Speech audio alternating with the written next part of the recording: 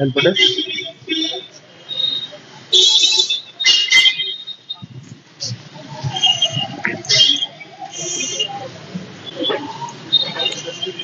अच्छा, ये help desk है या इसी में जन सुनवाई वाला दोनों एक साथ है? महिला हेल्प डेस्क का ये सर बन रहा है। अच्छा, अभी ये बन रहा है। हेल्प डेस्क कौन देखता है बेटा? इधर है, कहाँ है रजिस्टर, कहाँ है? खोलो, लेटेस्ट दिखाओ बेटा, लास्ट पेज।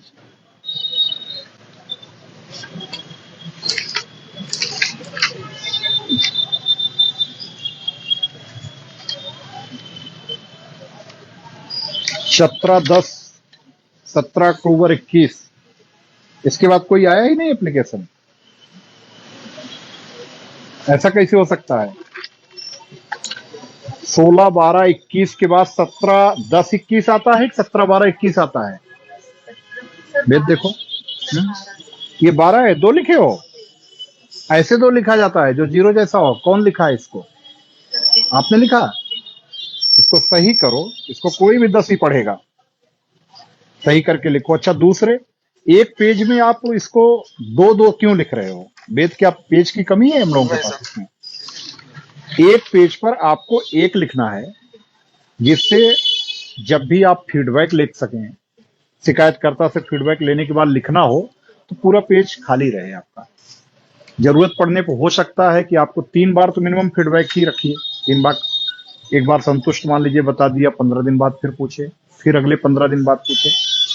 आप इस प्रकार से उसको 45 डेज तक फीडबैक रखेंगे। उसके अलावा मान लो यह भी हो सकता है कि शिकायतकर्ता जो निस्तारण किया गया है शिकायत का, उससे संतुष्ट ना हो। ये भी हो सकता है ना। इसलिए भी रहता है कि इन केस अगर शिकायतकर्ता संतुष्ट नहीं है तो तुरंत किसके संज्ञान में लाओगे आप? किसके संज्ञान में आएगा? फिर प्रभारी के, प्रभारी निरीक्षक के। वो शिकायत दूसरे को देंगे, इसके प्रार्थना पत्र को दूसरे को देंगे, दूसरे उप निरीक्षक या जिसको भी दिया। और फिर जब शिकायत निपट करके आई तो अंतिम निस्तारण तक यही प्रक्रिया दोहराई जाएगी। इसलिए एक पेज में केवल एक लिखना है। ये एकदम याद रहे, क्लियर रहे। ये मैं हर बार कह चुका हूं ये। और देखो, ये ऐसे ही होना चाहिए। ठीक, इस पेज पे पूरा एक रहे। अब इसमें फीडबैक कहाँ लिया है ये बताओ मुझे, कहाँ है ये? तो यहां आपने लिखा कि इस पे लिखना चाहिए फीडबैक तिथि, ये हुआ आज दिनांक को। इतना ही नहीं, यहां तो आपने शिकायतकर्ता के नाम पता में लिख दिया। यहां पर आपको लिखना चाहिए, पेन लाइए, ये क्या होना चाहिए हेडिंग यहां पे? फीडबैक 1, फीडबैक 1 या फीडबैक फर्स्ट। आपने फीडबैक फर्स्ट लिया, कितनी तारीख को लिया? 18/12/2021 को। 18/12 को लिया है, आज ही लिया है। हाँ, आज 18 है, 19 है, 19 तारीख, सॉरी। तो आपने ये कर दीजिए, फीडबैक फर्स्ट 18/12/2021। अब इसके बाद 15 दिन बाद दोबारा, जिसे उसने बताया कि वो संतुष्ट है, रह रहे हैं, अलग रह रहे हैं या संतुष्ट है, कोई दिक्कत नहीं है। 15 दिन बाद आपने फिर लिया, फीडबैक सेकंड हो गया, फीडबैक थर्ड हो गया। अगर वो संतुष्ट नहीं है तो ये फीडबैक चलता रहेगा, आपके पास ये पेज खाली है, पड़ा रहेगा। संतुष्टि तक फॉलो अप होना है। और अगर संतुष्ट हो गए तो भी मिनिमम 3 बार फीडबैक लिया जाना है, 15-15 दिन के अंतराल पे। ठीक, ये चीज फॉलो करना है बेटा। शिफ्ट वाइज लग रही है ड्यूटी। एक शिफ्ट में कितने लोग हैं? एक शिफ्ट में 2 लोग हो, इसमें कोई दिक्कत नहीं है। आप क्या देखते हो बेटा? जन सुनवाई वाला है। हाँ, रजिस्टर। अच्छा, ओके, सामान्य रजिस्टर जो हमारे मेंटेन हो रहे हैं उनका है। ये चुनाव रजिस्टर आप मेंटेन कर रहे हो? अच्छा, कितने चुनाव सेंटर्स हैं वेद? 21। इनसे अब इनको जानना चाहिए। वेद बताओ, 21 हैं? ये मतदान केंद्र हैं।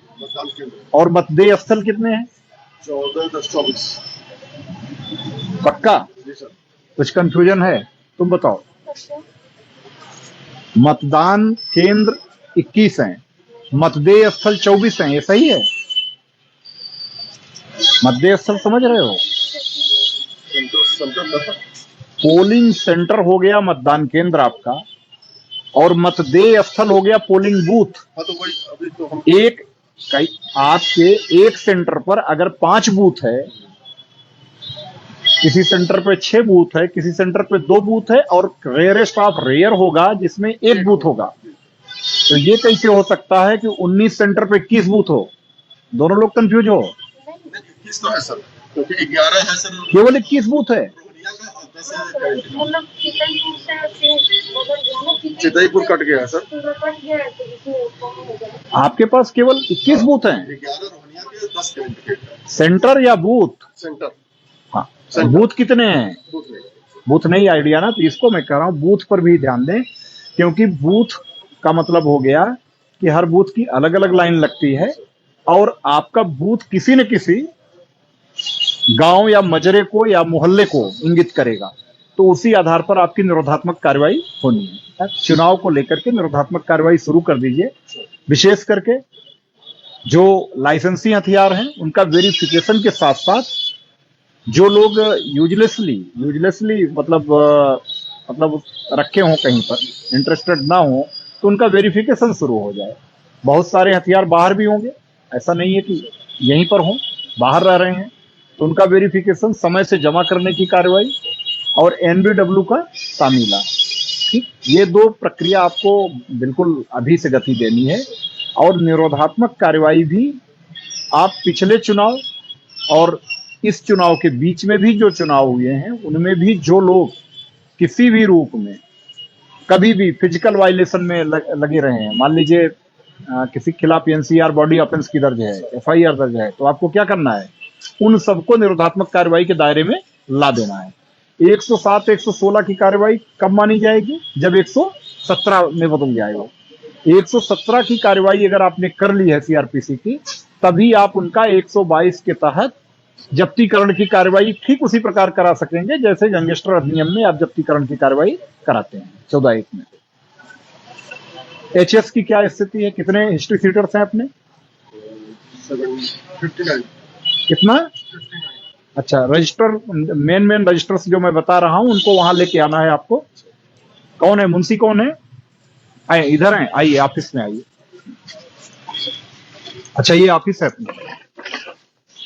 रजिस्टर बेटा निकालो, फ्लाई सीट, ठीक है? एचएस की फ्लाई सीट समझ रहे हो ना? फ्लाई सीट निकाल लो, त्योहार रजिस्टर निकाल लो, गुंडा रजिस्टर, ठीक, और उसके बाद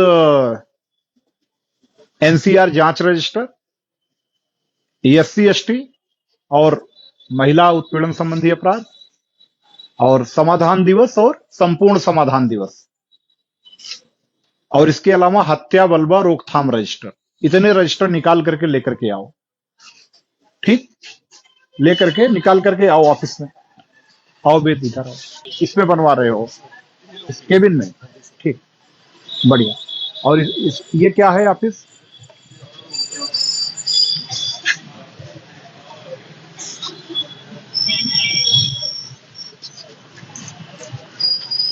कब तक बन के तैयार हो जाएगा महिला हेल्थ से?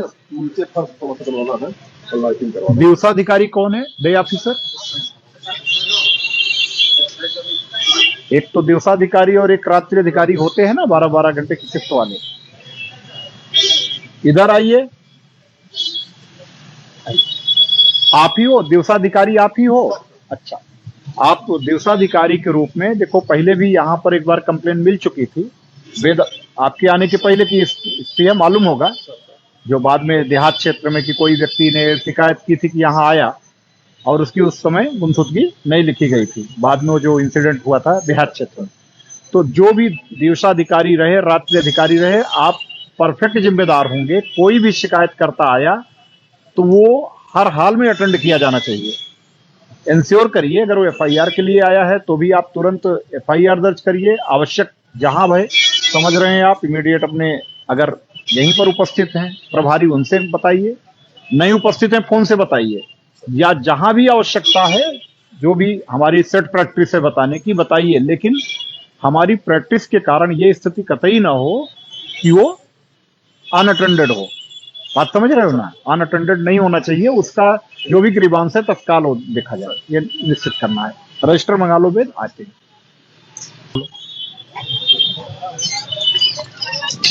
सीसीटीवीएस है यहाँ पे, ठीक, बढ़िया। आप लोग बताओगे आईजीआरएस में क्या रैंकिंग है हमारी थाने की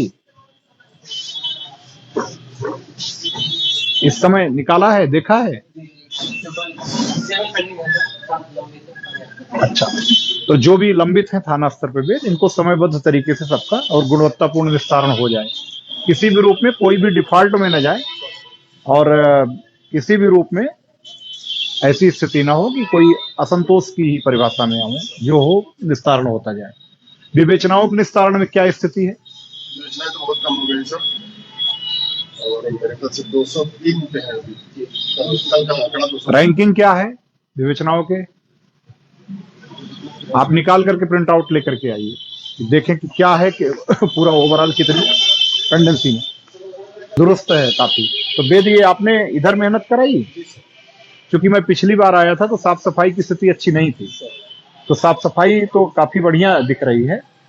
ये कच्छ तो था, लेकिन मुझे लगता है कि ये, हाँ, इस तरीके से नहीं था, तो इसके लिए साफ सफाई की व्यवस्था अच्छी रखवाने के लिए इनको अपनी तरफ से प्यारो सा इनाम भी हमारी तरफ से वेद प्रकाश जी के लिए लिखिएगा। इसमें अच्छी व्यवस्था है, साफ सफाई के लेवल मेंटेन रहे, ये चीज इंश्योर करना है।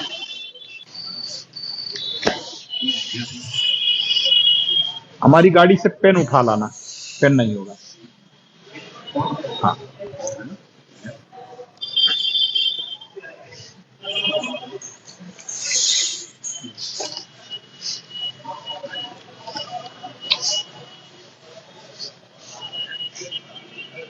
में त्योहार बीता है, कौन सा प्रकाश त्योहार बीता है?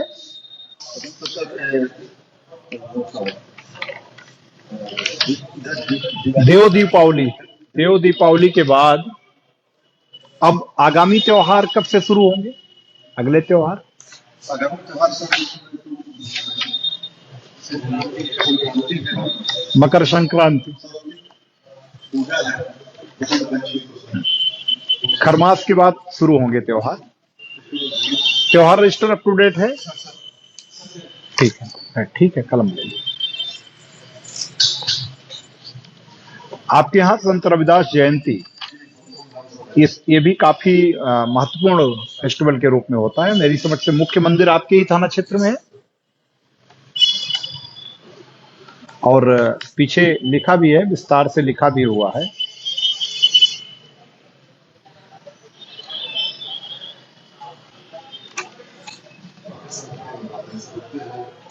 ये इस बार कब पड़ेगा? फरवरी में। तो ठीक है, रजिस्टर अप टू डेट है, इसको लेकर के अलर्ट हमेशा से, जो भी पीछे के मतलब प्रविष्टियां हैं उनको पढ़ करके उनसे अनुभव का लाभ जरूर लिया जाए। एनसीआर जांच रजिस्टर,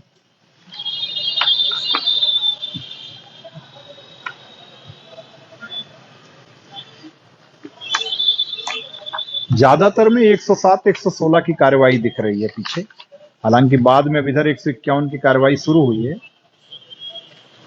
ये चीज ध्यान देना है इसमें कि जो 151 की कार्रवाई हो वेद, अनिवार्य रूप से अगर दोनों पक्ष मान लीजिए लड़े हैं, दोनों पक्ष हिंसा में संलिप्त रहे हैं, तो दोनों पर हो। लेकिन अगर एक पक्षीय रूप से किसी ने मारा पीटा है किसी को, तो हमेशा 151 की भी कार्रवाई एक पक्षीय होनी चाहिए, और यही तभी सही न्याय मिल पाता है। अगर 151 की कार्रवाई, मान लो एक व्यक्ति ने किसी व्यक्ति को मारा पीटा और आपने ला करके 151 में दोनों को बंद कर दिया, तो ये मेरी समझ से मतलब कहीं ना कहीं से जस्टिस तो भूल जाइए, इनजस्टिस बहुत गलत तरीके से डिलीवर करना हुआ उस व्यक्ति को जो पीड़ित है, क्योंकि वहां पर तो पहले भी पिट चुका और आपने दोषी के साथ उसको भी हवालात में डाल दिया, तो ये स्थिति कतई नहीं होनी चाहिए।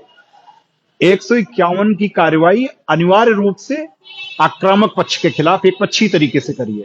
हाँ, अगर दोनों पक्ष मारपीट में एज ए ग्रुप लड़े हों, दोनों का 19-20 ही सही अंतर हो, बट मतलब मारपीट में दोनों शामिल हों, तब दोनों पक्ष पे करिए।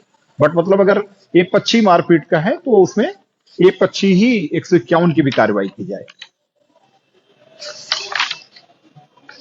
अच्छा, साथ ही साथ 107 116 जितने में हुआ है, ये 107 116 का फॉलो अप करें, क्योंकि हम लोग पुलिस कमिश्नरेट सिस्टम में हैं। एसीपी साहब की जो कोर्ट है वहां पर आप इसको पहुंचा करके 117 में शामिल कराएं। 116(3) की प्रक्रिया पूरी करा करके अपने जो जांच अधिकारी हों उनसे 117 का ऑर्डर जरूर कराएं, तभी ये ऑर्डर इफेक्टिव होगा।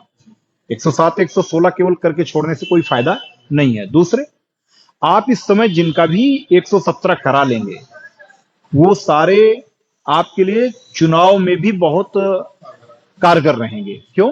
क्योंकि 6 माह के लिए आप का ऑर्डर 117 का होता है और तब तक आपका जो चुनावी प्रक्रिया है वो परिपूर्ण हो चुकी होगी।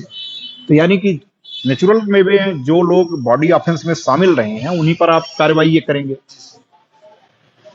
और जब बॉडी ऑफेंस में शामिल व्यक्ति जब सामान्य अपराधों में शामिल है, सामान्य रूप से किसी से लड़ झगड़ रहा है, तो पूरे चांस ये भी हैं कि वो चुनाव के दौरान भी इस प्रकार की अशांति करने की स्थिति उत्पन्न करना चाहे। तो हम पहले से इस पर नजर रखें।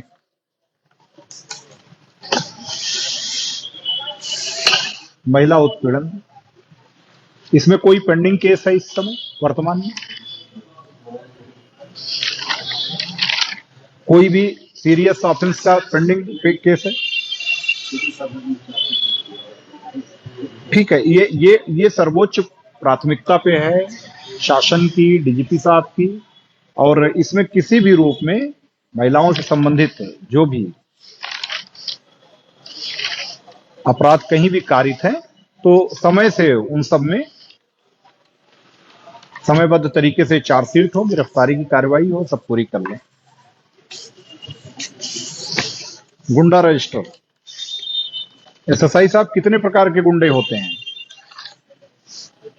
कितने प्रकार के गुंडे सूचीबद्ध किए गए हैं? आपको है जानकारी? नहीं है? वेद आप बताओ। इसका मतलब आपने भी पढ़ा नहीं है पूरा। 4 प्रकार के ही गुंडे होते हैं। कितने?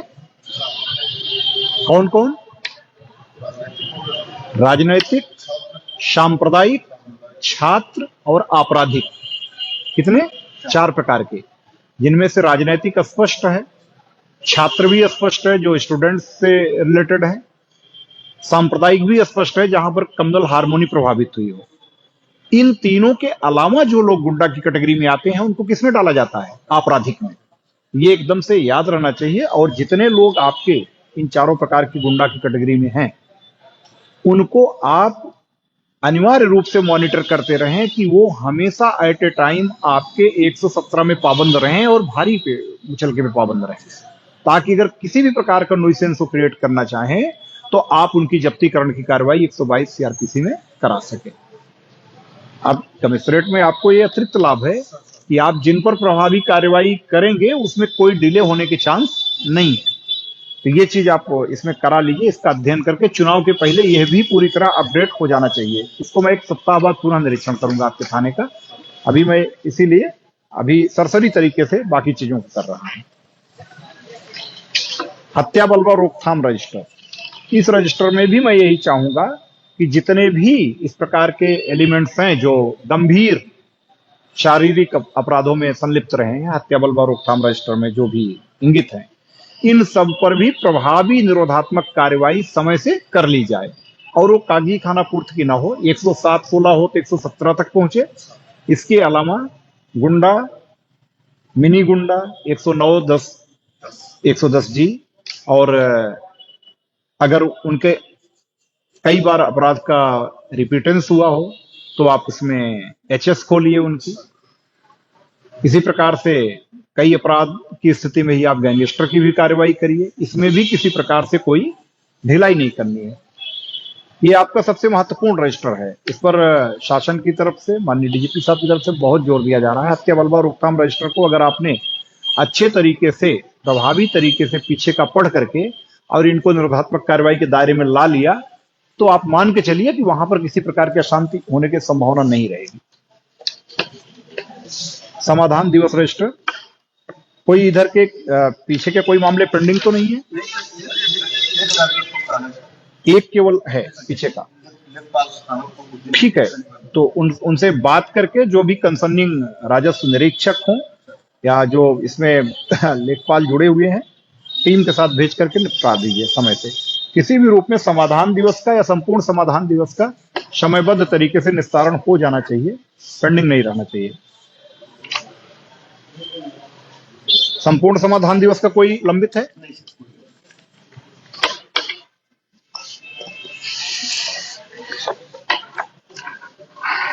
ये आपकी एचएस की फ्लाई सीट है। कुल एचएस की संख्या कितनी है? अभी पानी नहीं पिएंगे, पानी नहीं पिएंगे। कितनी है? 59। कितने निरीक्षण कितने होने चाहिए एचएस के? महीने भर में कितने निरीक्षण होने चाहिए?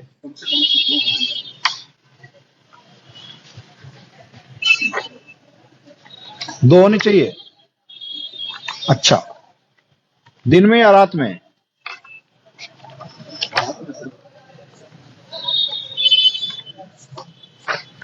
दिन में भी, एक दिन में और एक रात में, इसलिए दोनों कॉलम रहता है ताकि आप दोनों स्थितियों को देख सकें।